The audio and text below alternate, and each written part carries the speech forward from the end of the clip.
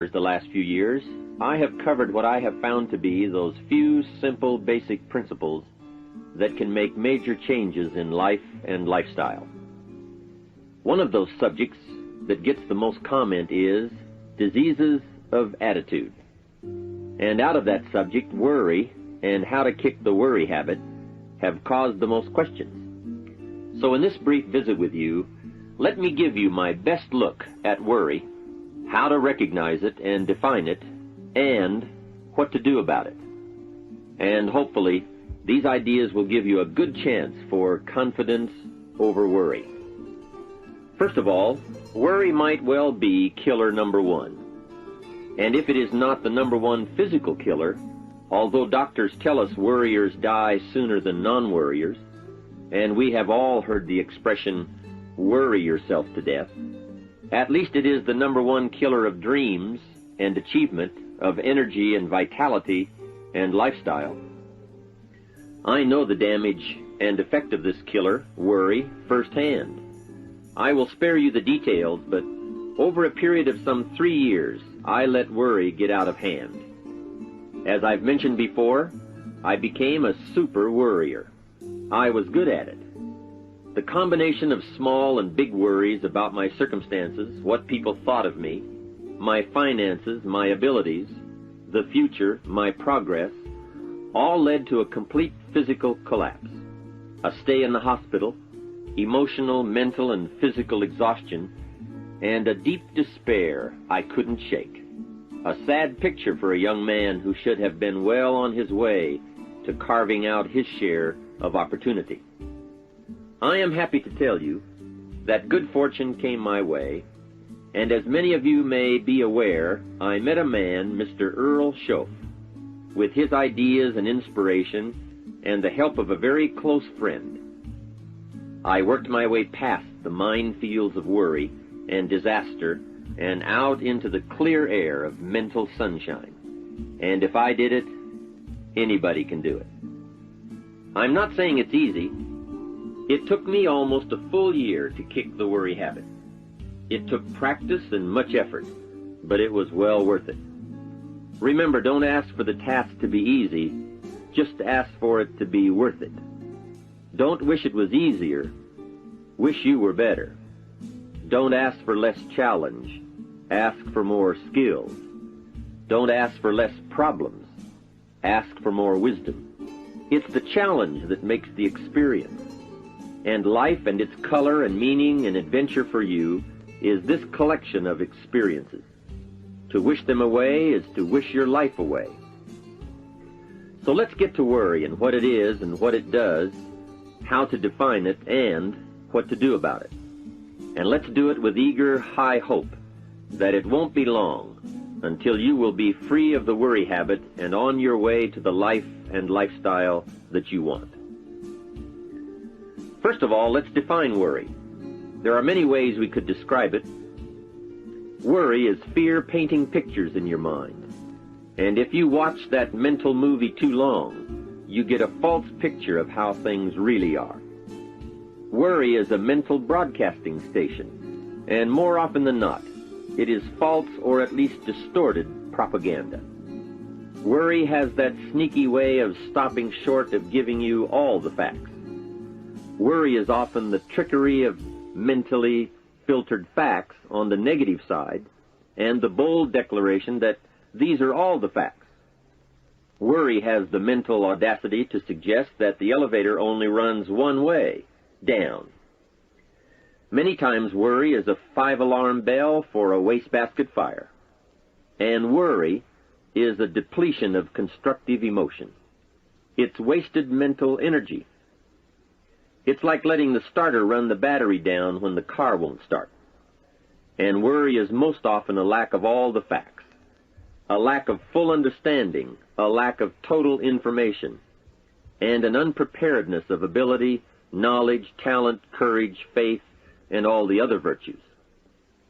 That should give us a better definition of worry, and remember, left unchecked, it can become like a mad dog loose in the house. And the sorrow and pain and regret is too large a price to pay not to do something about it. And to do it, now. You see, if you contemplated the total sum of human suffering long enough, it would drive you mad. You must understand how life is. Human suffering, man's inhumanity to man, war, disease, poverty. But it must be in what I call its rightful ratio of your mental and emotional time. So much for what worry is. The next question is, what can I do about it? What is the first step? My best advice on this is to first recognize worry for what it is, admit what it does, and then decide you now want to be free. It first starts with decision on your part. And may I add, well, you should decide. Why let worry continue to take money out of your pocket and bank account? Why let worry any longer keep you from becoming all you can be? Why let it rob you of better friendships, better business, better profits, better results, better communication, better family relations? Why impose your worry on others any longer? It's a burden you can get rid of and a monkey you can get off your back. Why not be rid of those sinking, nagging feelings that all is not going to be well, that you can't do it, that it won't work out for the best? Worry is undue concern that takes up too much of your mental and emotional time. Now, we must all be concerned. Hey, life is no joke except to the jokers. Life and how to live it is a serious matter. It is risky, full of peril, and there are constant threats to the good we want and to the pursuit of happiness. However, it is undue concern, or concern that takes up too much mental time, that begins the harm. It's like a family planning a wonderful trip. While they certainly should be concerned about the condition of the car, the tires, and making sure they pick the proper route, it would be foolish to allow themselves to be completely turned negative with the thought that they might crash and kill the entire family. If that were the case, even if they went, the entire trip would be turned into one nightmare of fear with the specter of chaos looming around every curve, rather than enjoying the wonderful trip they had planned for themselves and their family. A lot of people do that with their entire life. So, start to make these declarations, and if you mean it, they will start you on your way to confidence and adventure, free of the worry habit.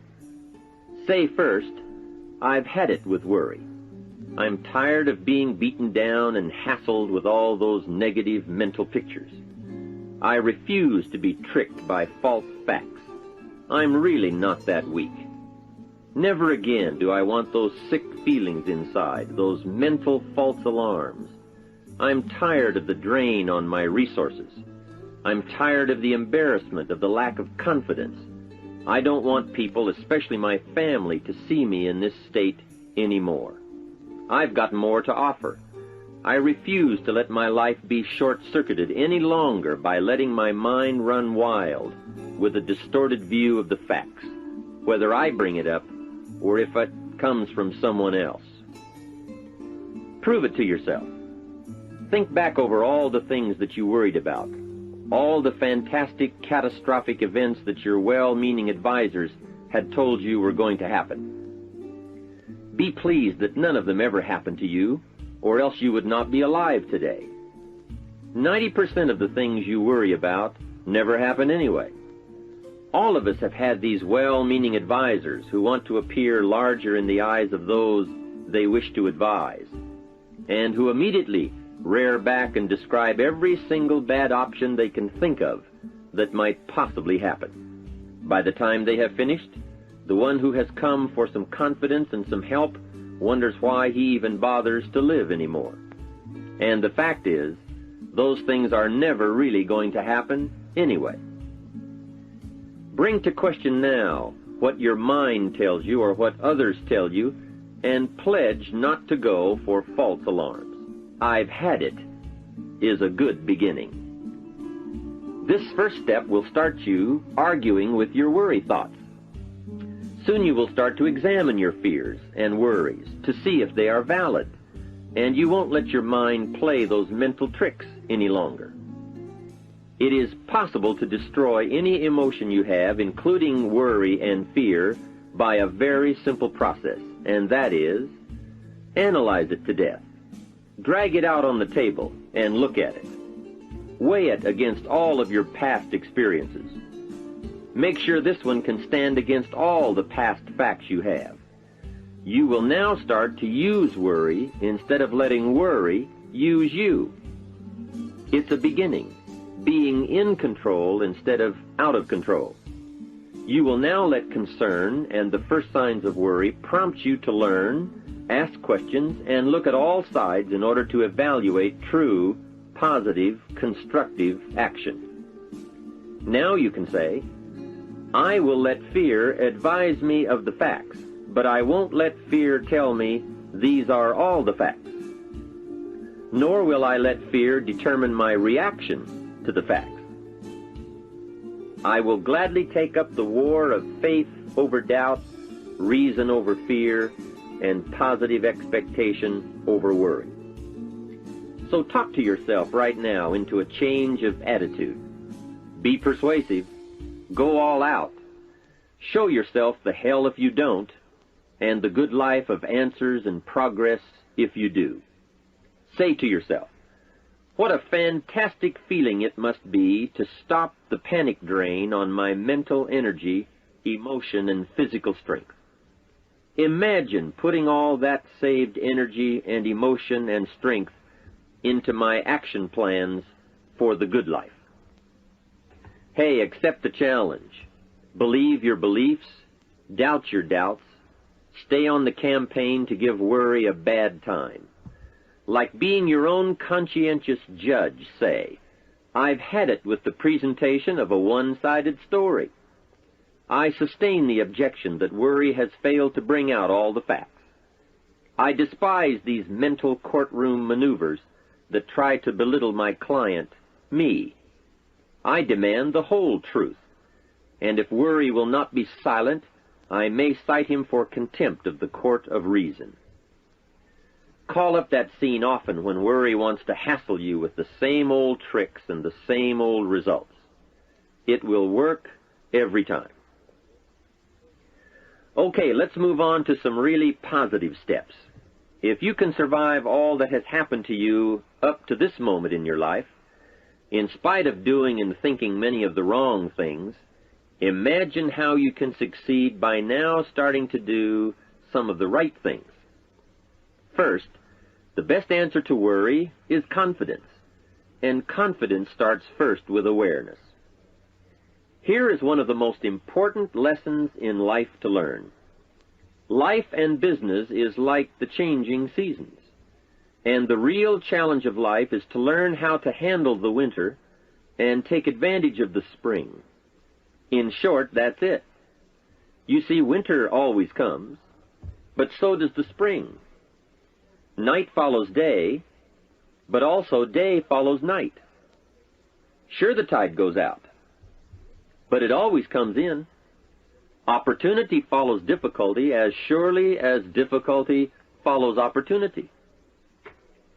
I have written and recorded much on how to take advantage of the spring, how to cash in on life's opportunities, work hard all summer, learn more ways to plant and protect what you invest, and to reap in the fall without complaint, knowing it's your harvest and you've reaped what you've sown. For this subject, however, let's talk about how to handle the winters, those times when worry like winter takes its heavy toll. So, we tell it like it is. Winter always comes. So does the night.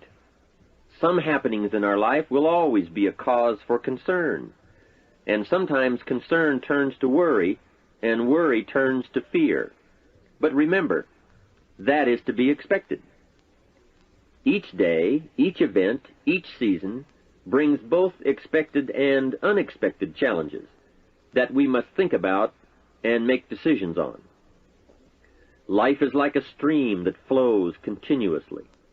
The better we understand that, the better chance we have to produce good results out of all of our challenges. May I suggest something to you? I have a friend who is an avid skier. You know something? He can only ski in the wintertime. You can only hunt the elk when the snow falls in the high mountains and drives them down. That's called wintertime. You see, it's all right if it's 12 below. Just be prepared for the winter. And here is a good thought. A full, well-developed human being will find a way to take advantage of the winter, not just handle it. The big challenge is to make something out of each opportunity. Now, if winters are always going to occur in our life, shouldn't we benefit from them too? Come the next winter, you could be on the inside looking out, seated by a warm fire, the company of a good friend, and those unique feelings of security in spite of the circumstances or the season. Begin to know now that the night will pass, and as you learn to grow and progress, you will better understand how to handle every night and better live every day. Here's some of the best advice I have on worry. First, don't be afraid to face the facts of life. It is not negative to understand that the winters always come. Don't be faked out. Don't clip the word impossible out of the dictionary. Sure, the Bible says all things are possible, but I don't really understand all that means. My daughters ask me, have you ever tried putting toothpaste back in the tube? Don't say I don't want to hear the problem. I don't want to see the difficulty. Don't show me the weeds. Don't say anything negative. Only see the positive. That's foolish. There is a thin line between positive thinking and kidding yourself. And remember, there's also a thin line between faith and folly. Here is the key. Humans have the unique ability to see it as it is, and they also have the ability to see it better than it is. One is called fact, the other is called faith. Faith you develop, facts you acquire. The facts you acquire are essential. It's like belief. You constantly must find facts to support your belief. Faith says, I will move mountains. It doesn't say, I will move mountains if someone gives me a bulldozer. I'll move a mountain if they will build me a road up there, if the weather's nice, if they give me a shovel. Faith just says, I will move mountains. Faith doesn't ask for a result to prove its existence. Faith is because it is. And remember, people die for faith. And some people give up everything they own, their life, for faith. Many years ago, over in Vietnam, a Buddhist monk did a very clever thing. He did the ultimate in political dissent. He burned himself to death. That toppled the government. That was faith. Totality begets totality. Here is a good prayer. Help me to see it as it is, and help me to see it better than it is, and then inspire me to act. Facts and faith and action. What a combination for personal progress. And action puts fear to flight. An Old Testament phrase says, watch the ants, you sluggard. Consider their ways and be wise. Not a bad suggestion. The study of ants. What do they do in the summer to prepare for the winter? That's a lesson in life and survival. Happiness, wealth, peace, security, success, safety, friendship, reward, results, and all human achievement comes from a growing ability to understand and handle the changing seasons. And so we come right back to the theme of our entire enterprise, self-development. Learn to work harder on yourself than anything else. The key to all success in economics or mental health is self-development. It will all change for the better when you change for the better. It's what you become that really counts. And you are the only variable. So a good statement is, you can't be all positive. You can't be all confident. You can't be all faith. But confidence and faith and courage and inspiration can dominate worry and fear. Physical and emotional forces are always at work, and something will win and conquer. Make sure you give yourself the best chance to get mental and emotional domination over all of your challenges. And here is one of the master keys to the good life: developing the intelligence and accepting the challenge of putting all of your emotional experience into their rightful ratio. Beginning this progress can bring about the most dramatic changes. You see, disappointment is like winter. It always comes. It is foolish to say, don't be disappointed. But you must learn to discipline your disappointment. If it dominates 51% of your time, you're in trouble. Continued heavy disappointment is like 12 months of winter, and 12 months of winter leaves very little alive. Use the guidelines of seasons to adjust to all the meaningful things that happen to you. So concern, fear, and disappointment, like many human emotions, serve a useful purpose as long as they are kept in their rightful ratio. Left unattended, the weeds take over. Disappointment rules. Worry breaks loose. Fear gets the upper hand, and doubt moves in. But managed, worked, given human action with will and knowledge and purpose, and gardens overcome weeds. Faith overcomes doubt, and confidence pushes worry into a small place. The second major key to mastering worry is to respond. Build up inside of you that heavy desire to be free, to get on with building your life and lifestyle. Too much is waiting to delay. Take a new look at your opportunities. Figure out new ways to seize them immediately and make them work for you. And here is a key. Bring a new dedication that you will master yourself with enough discipline to be more than qualified to do the present job and prepare yourself for the next move up. Expose yourself to every stimulation possible that will put all this in perspective. Now let's move on to a very important point, and that is, the best answer to worry is confidence. First, self-confidence. I can better handle next winter. I have a strong shelter. It is stocked with supplies. I now know how to take advantage of the spring. I'm going to plant better crops and bigger crops. I can last through the summer. I won't quit this time. I'll study weeds and how to get rid of them. I'll be less frightened of the changing weather and the quick storms.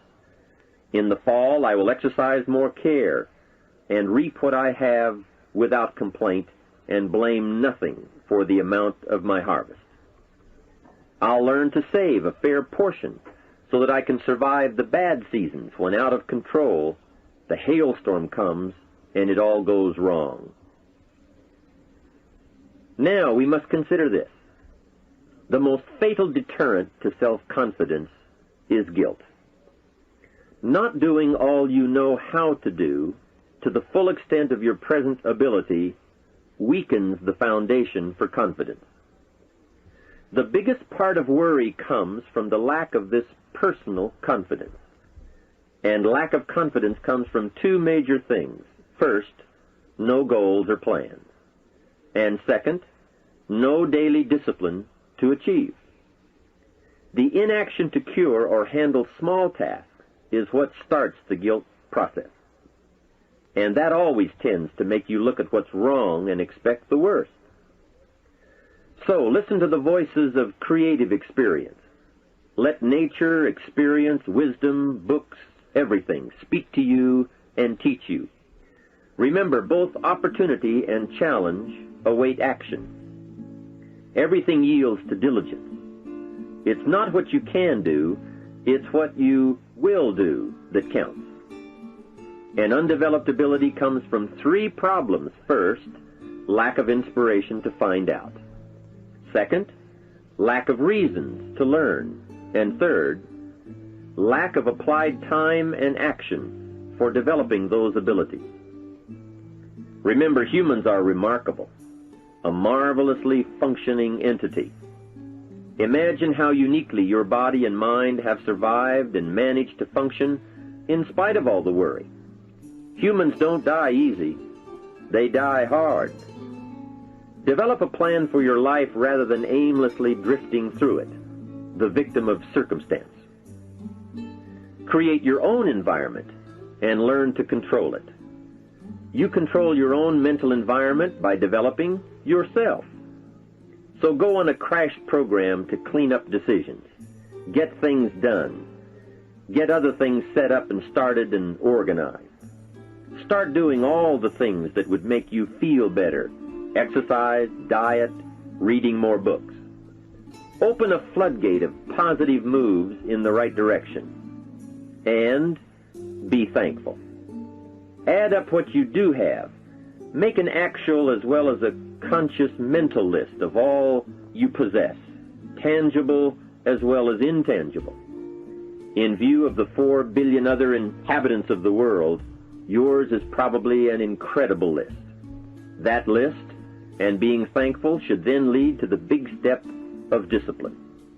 The discipline to sit up and listen, the discipline to pay attention, the discipline to give people and kids the gift of your attention, the discipline to be alert, take care of yourself, rest, eat properly, the discipline to talk well and practice good manners. Courtesy is contagious. Take one day and see what a variety of positive steps you can take and projects you can take on. At the end of the day, go over it. Write out the positive steps, the progress on projects, the rest, the exercise, the meals, the hobbies, calls, records, conversations, and letters. And speaking of calls and letters, write at least one encouraging letter or thank you note, and make at least one encouraging phone call or thank you call every week. Then have a friend help you, as one helped me, to get all the